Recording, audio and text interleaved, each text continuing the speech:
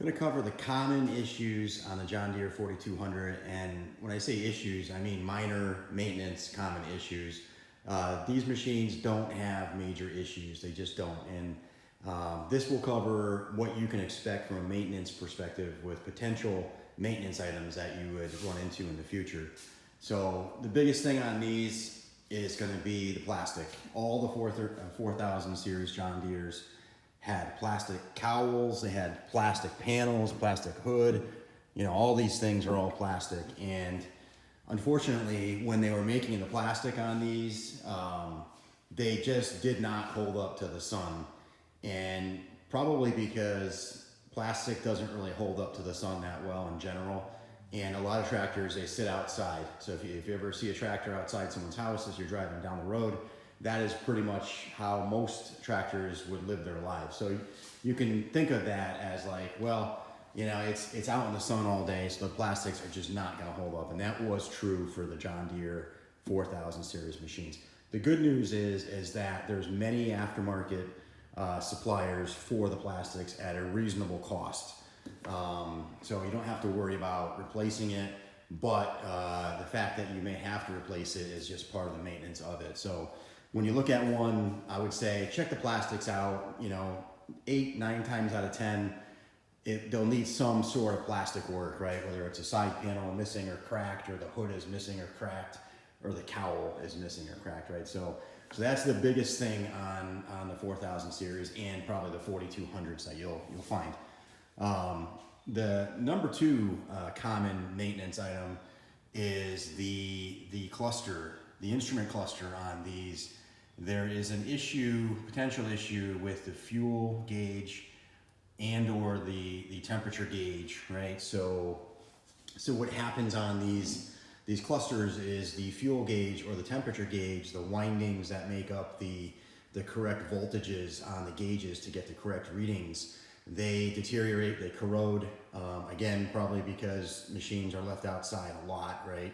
And there's moisture that gets in there, and the gauge will be erratic, or it reads too high or too low, right? The gauge is not working properly. That is a very common issue on these.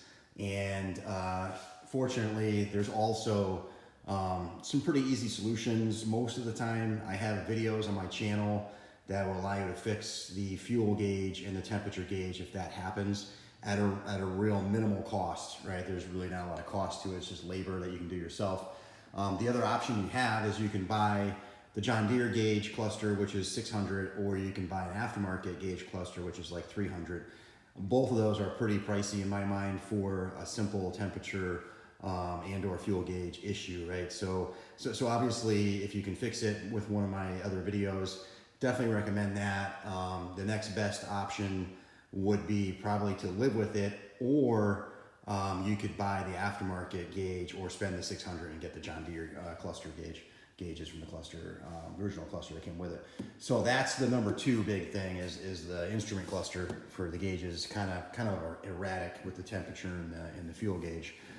I would say the next most common thing on these would be the knuckles. You know, unfortunately, the steering knuckles on the four-wheel drive, like most machines, they need to be serviced when they start leaking, and usually they'll sweat.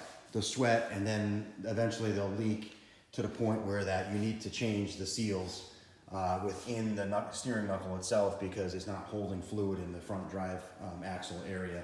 So that's very, very common.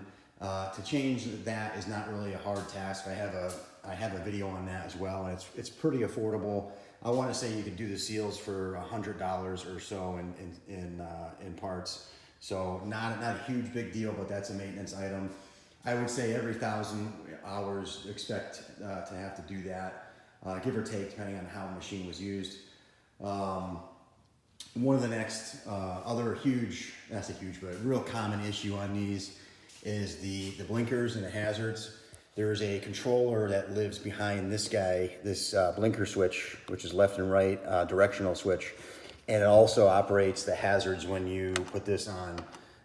So your hazards are actually going through this control switch right here. This always, almost, I would say 7 times out of 10 when I buy a 4000 series machine, that is always bad. And nobody really cares because, let's face it, you don't use blinkers if you're not on the road. And a lot of homeowners and contractors don't put these machines on the road. It's not really a farm machine, so most of the time people live without that and they just let that be broken. But that is almost always gone, and it's kind of pricey too. It's $100 for the switch, and you can get the aftermarket one for $50. So again, people just tend to live without it, but that is really, really common on these. Another common thing is gonna be the relays on all the 4000 series machines, not just the 4200. The relays that live in the fuse panel, they control the ons and the offs of all the accessories. Those relays, they tend to go bad. So usually every 4 out of 10 machines, you'll see some relay issues. So not super common, but definitely happens enough where you notice it. So I want to mention that. Relays are really cheap. Whenever I have a relay that goes on the John Deere, I buy a complete set of 10, or I have a box or a case. I take all the relays out and I put all new relays in. For the $20 in relays, and literally that's all it costs for 10 is like $20 or so. So I just replace all the relays, and then you're good to go for another 5 to 10 years. So that's my advice on that. If you have a relay concern or you think one is bad, just change them all. Trust me, and it's cheap enough, and you just change them all, be done with it. That is definitely a common thing on these. There is something else. If you have the 47 backhoe or the 48 backhoe, if you do have that on your machine, and I'm not saying that you're going to have it, but let's say if you did, this is a real common issue. I just changed this side. The stabilizer cylinders, they typically will drift or settle, right, to the point where they also might leak out of the rod seal, right? That's the wiper seal on the rod right there. You're looking at it in that space. So that will leak, and or it'll settle and drift all the way till it's on the ground the next day. That is super common on the backhoe. So if you have a backhoe 47 or 48, expect to go in there and maybe have to do a seal kit. And I think the seal kit was $50 aftermarket, maybe $100 from the dealer. So it's not a lot if you can do it yourself. But that is a common thing on the backhoes. And I would say, the seats, obviously all tractor seats, they're out in the sun. The seats are going to be replacement items every 5 to 10 years. If the seat being ripped bothers you, you're going to have to change it. Just expect that on any tractor, not necessarily just the John Deere's or the 4200. And I would say that is pretty much it. And honestly, those are not big items on a tractor. There's nothing in the drivetrain that will fail. There's nothing in the engine that will fail. Absolutely bulletproof machines, but they do have some common maintenance items that you should expect to run into over the years if you own it for a long time, right? And some of these things you can live without. So it's not like you have to go out and fix it if the fuel gauge isn't working or if the hood's cracked. You don't have to fix those things, but just expect that to be kind of a normal thing. If you're looking at one or you're considering buying one and you see that, don't be alarmed. It's not very uncommon to see that all the time, I'll be honest with you.